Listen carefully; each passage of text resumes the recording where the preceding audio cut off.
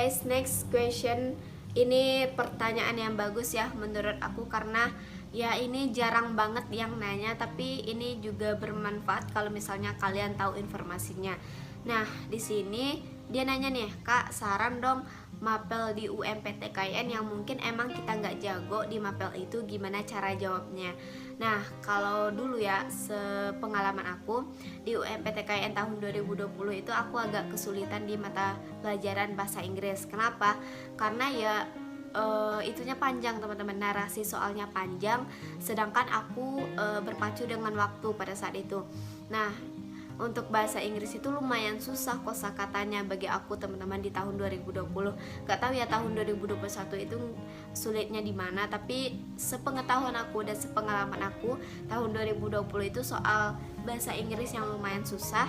Tapi waktu itu aku cara ngakalinya kayak gini teman-teman. Cara pertama yang aku lakukan yaitu kayak cap cip cup gitu teman-teman. Misalnya A B C D, kayak ya udah aku baca sholat 3 kali, ya udah aku baca. Tapi sebelumnya aku udah baca dulu teksnya teman-teman, kayak narasinya aku udah baca. Dan di narasi itu misalnya nih ada kata-kata yang berhubungan dengan opsi A, B, C, D. Nah, itu aku jawab teman-teman. Jadi misalnya nih di narasi itu ada kayak dia tuh menceritakan kayak ada suatu kecelakaan yang terjadi. Nah, di opsi ada kecelakaan yang dibahas, ya udah itu aku jawab gitu teman-teman. Jadi gak aku baca semuanya karena ya berpacu dengan waktu ya teman-teman. Daripada kita buang-buang waktu di soal yang sulit dan kita nggak terlalu jago, mending kita berusaha lebih keras untuk menjawab soal-soal yang kita punya kemampuan, kayak misalnya di keislaman atau di bahasa Arab atau di matematika gitu ya teman-teman, daripada kita buang waktu di soal yang kita nggak paham sama sekali. Oke, next pertanyaan, Kak, anak SMK ada peluang masuk UIN gak sih, Kak? Ada teman-teman, semua orang punya peluang untuk lolos di SPAN PTKIN tahun 2022 ini. Nah, untuk hasilnya nanti itu tergantung rezeki kalian masing-masing. Kadang nilai kalian yang tinggi gak menjamin kalian lolos, dan nilai kalian yang rendah gak menjamin kalian gak lolos. Nah, itu kembali lagi ke gimana kalian melangitkan doa dari sekarang dan gimana usaha kalian untuk merayu Allah untuk bisa lolos di SPAN PTKIN ini.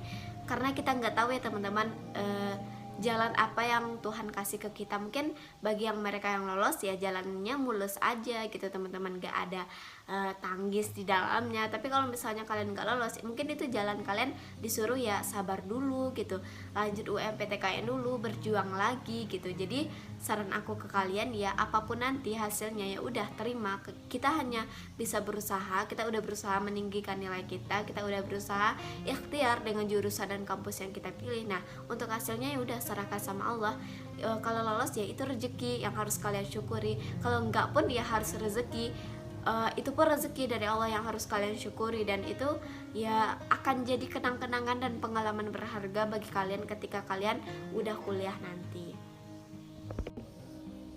Oke, next pertanyaan, Kak, kalau madrasah aliyah ngambil jurusan keagamaan, boleh nggak sih daftar kuliah jalur senam PTN? Oke teman-teman, dari pengalaman aku pribadi ya, aku dulu juga ikut yang namanya jalur senam PTN. Nah, kalau kalian dari jurusan agama masuk jalur senam PTN, kalian bisa daftar, tapi ya kemungkinan lolosnya itu nggak terlalu tinggi ya teman-teman, karena saingan kalian adalah anak-anak dari jurusan IPA dan juga jurusan IPS. Nah, sedikit cerita dari aku, waktu aku dulu daftar jalur senam PTN karena aku emang gak minat di universitas umum, jadi aku ambil jurusan yang berbau IPA kayak kedokteran dan psikologi teman-teman, dan alhasil aku nggak lolos, dan aku bahagia, it's okay, karena aku emang nggak minat. Dan kalau misalnya kita lolos pun kita harus ambil teman-teman, jadi itu resiko kalau misalnya lolos SNMPTN. Nah, kalau misalnya nih kalian dari jurusan agama pengen ambil SNMPTN, boleh aja, kayak misalnya nih di UGM ataupun di UI ada jurusan yang berbau kayak PAI, kayak di UNJ teman-teman, UNJ itu kan ada jurusan PAI. Nah, kalian bisa ambil itu karena itu lebih berhubungan dengan jurusan keagamaan kalian waktu di aliyah. Oke, next pertanyaan, aku aku juga heran ya kenapa pertanyaan ini masih muncul di DM aku, padahal udah aku bikin videonya. Tapi ya udah aku jelasin lagi di video kali ini.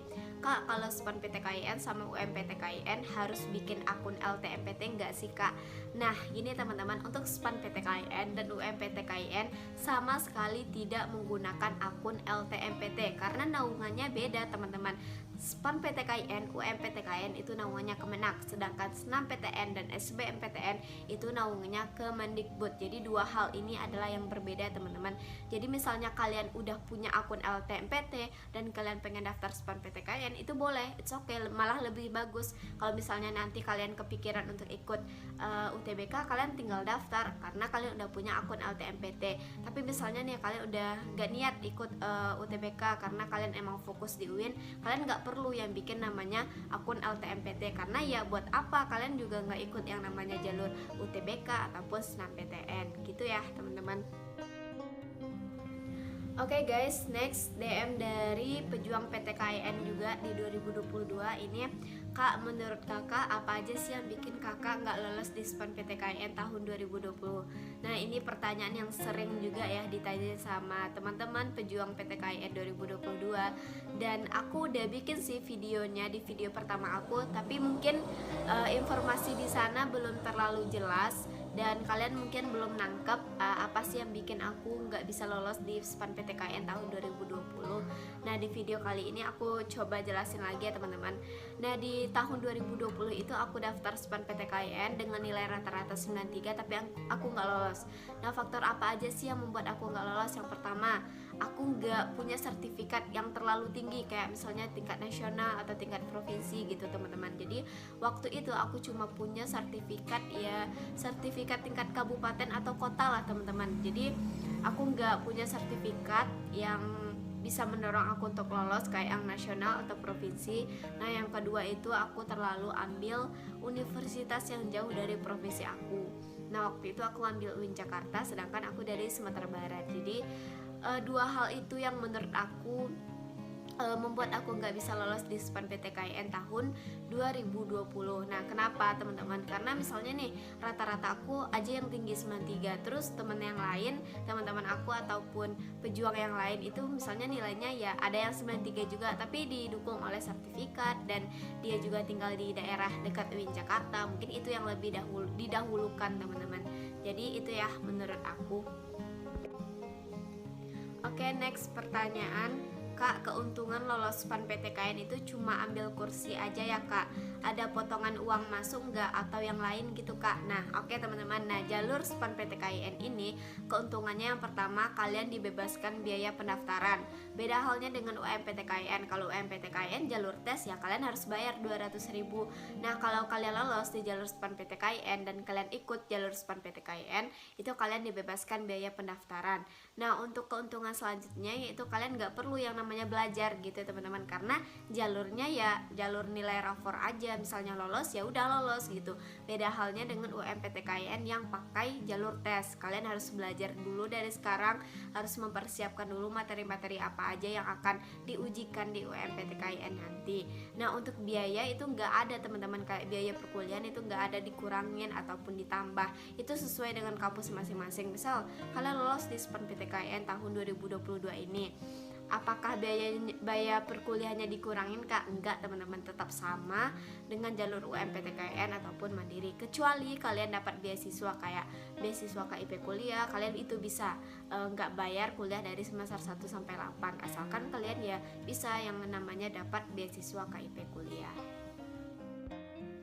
Oke, mungkin di part ini cukup dulu ya teman-teman, aku baca DM-nya karena emang banyak banget yang DM ke aku dan aku hanya seorang ya teman-teman, jadi aku cuma individu, aku pribadi, jadi ya aku nggak bisa baca semuanya sekaligus, jadi bertahap, dan aku share ke kalian melalui video ini biar ya kalian semua tahu dan kalian yang nonton ini bisa dapat informasi dari pertanyaan-pertanyaan yang diajukan oleh teman-teman kalian yang berjuang di UMPTKIN ataupun SPAN PTKIN tahun 2022 ini.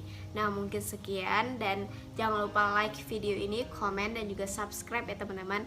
Oke teman-teman, thank you dan dadah. Assalamualaikum warahmatullahi wabarakatuh.